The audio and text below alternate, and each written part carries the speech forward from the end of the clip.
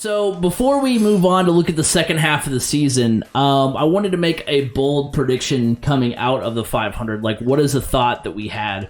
And I'm honestly, B. Scott, I'm a little worried about saying this because when I originally texted you this on Sunday, I did not get a response from you. So I was like, I don't know. No service. Well, that's also true. Now I'm just putting that together. So I saw the text when I got home that night. Okay. I was like, so maybe that explains it. But I think this is my bold prediction is I think this is the beginning of Hendrick Motorsports having at least some affiliation with IndyCar. I'm not bold enough to say they're going to have a full-fledged team out there in the future, but I don't know. I think allowing Larson to forego, or Larson choosing to forego the Coke 600 and risk his 2024 NASCAR season, because I know he's going to get a waiver, but like as of right now, he doesn't. So you never know. But okay, so explain to me, why does he need a waiver when he's got multiple wins? So I honestly don't 100% understand it either. But you have to run every race, essentially. You have to run every race to be eligible. Now, I will say, it should not matter if they're like range-shortened races or races that aren't run to completion shouldn't count towards that. Right, because he was in the car, right, ready to go. Right. But we're not going to run anymore. But also, once you run a lap, like once Justin Allgaier ran a lap, he's the one that gets the point. So technically, I think Larson would have not been counted anyway, even though he's there. There's a DNF for him. I don't know, but yeah, no, it's so. But the thing is that waivers get given out all the time. They gave out a waiver to Chase Elliott last year after missing the time that he missed because of his injury, and then also wrecking Denny Hamlin. Yeah. And then Kyle Busch got a waiver when he like broke his back and missed like 7 races. So like they give out the waiver. It's honestly like, and it's because you miss the race, you run the risk of not being like above the points threshold to make the playoffs. But yeah, which like I've seen people be like, okay, well then take away the restriction to have a win on the season. Especially when 3 of those wins are because one of the races is in the playoffs, but when 4 of those races are restrictor plate races on the year, and 3 of them could potentially randomly choose, it's basically the lottery. You might happen to be at the front at the end and win a race and be in the playoffs.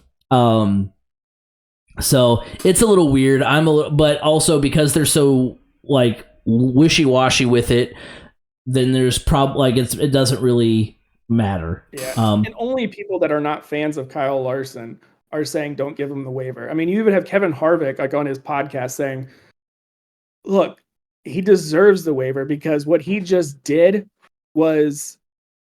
meant so much to the world of racing. It did enormous amounts of good for IndyCar. It did enormous amounts of good for NASCAR. It brought fans across the aisles for each other because people wanted to see it. What he did was amazing for the sport in general, and it stinks that Mother Nature didn't allow it to happen. Yeah. So I was really bummed because deserving of a waiver. It's somebody that at least he was out there trying to advance the sport and make things, grow fan bases and everything. Yeah.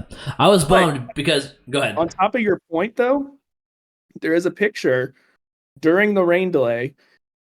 I'm pretty sure it was at IMS because it was daylight out.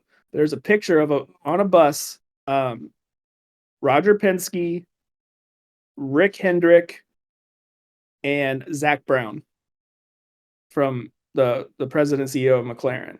So they were all together. So you might be, I feel like after I saw that picture, I was like, he might be onto something.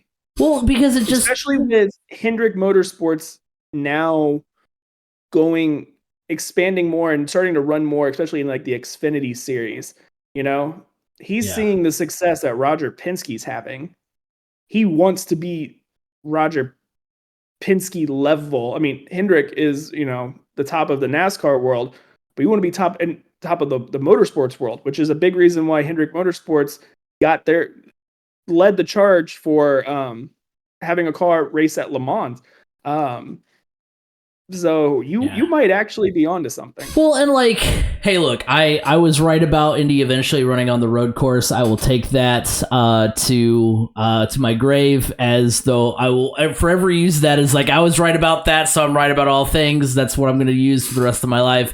Because when we interviewed, what show was that on? I think it was Race Week and Rewind back at Ball State, where we interviewed Robin Miller, the late Robin Miller, and I suggested that. I was like, do you think IndyCar would ever run on the road course at IMS? And he was like, no, that will never happen. And then it happened. So I will take that win to my grave and use it to justify all other wins and all other opinions. But no, it just was a weird, I don't know, the way it struck me was just the fact that I was like, now granted, I don't know how badly Kyle Larson, wants to win the Indy 500. I don't know if he has that same, I mean, obviously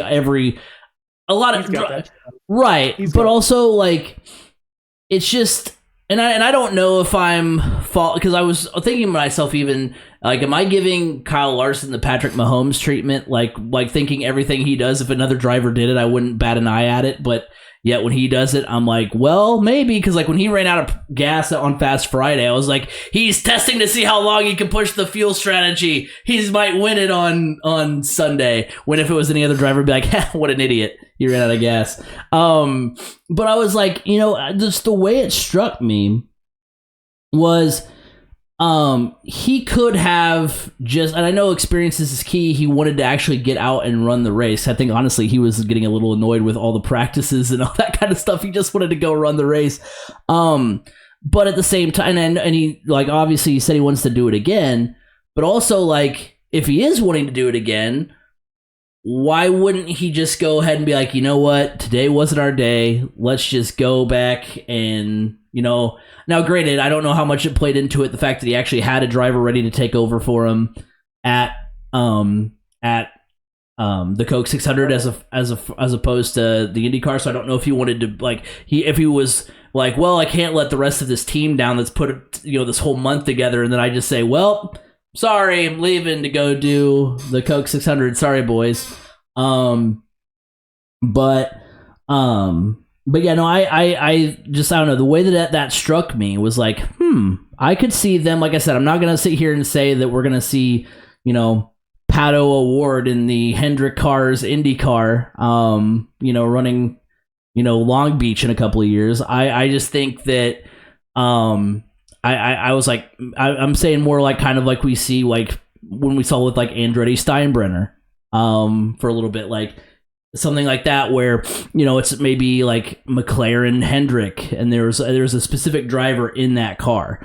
So I could see him dabbling in that a bit, just to kind of cross that frontier into IndyCar. So that I don't know. That's just the way that it struck me. I may just be taking something way out of proportion, but that's just the vibes I get. Yeah, I think you're onto something. It wouldn't be surprising because Rick Hendrick. Yeah, I could see him wanting to get up there with Penske and have, because like, look, Penske's had success in sports cars too. So it's like Hendrick's like, man, I can do this. I got that kind of money too. So my bold prediction coming out of the Indy 500, going into next year's 500, has a lot to do with NASCAR as well. I actually think you're going to see two NASCAR drivers try to run the double next year. You're going to see Kyle Larson do it again. And I think you're also going to see Kyle Busch. Kyle Busch has expressed significant interest. His brother has done it already once. Not successfully, but he did it.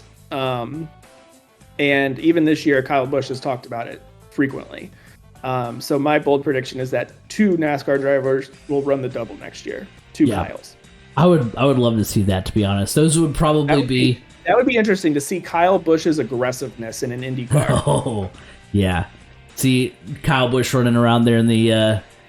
we all know Kyle Busch runs very well on the oval. Mm-hmm. One of the last winners of the Brickyard 400 before they went to the road course. And he has run away with that race. Now, granted, it's totally different, but still, it would be interesting. And I could see that. I honestly could see that happening. Now look, M&M's. I know he's gonna bring whatever sponsorship he's got from NASCAR, but I'm just gonna throw this out here.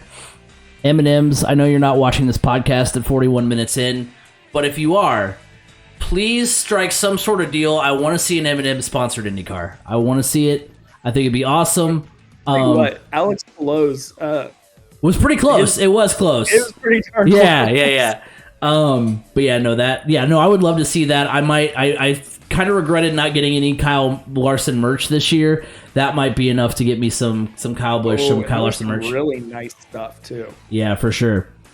I waited too long. I saw one that was, it was on the back. It was his NASCAR and then his IndyCar. Yeah, I was like, oh, that's pretty nice. I saw that one too. Yeah, that was a good one.